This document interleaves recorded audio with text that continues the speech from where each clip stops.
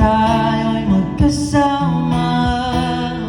Bakit ba kailangan ng rosas kung marami namang maaalis sa'yo?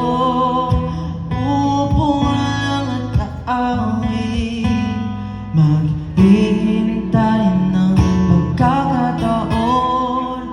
Hahayaan na lang silang magkandarapan.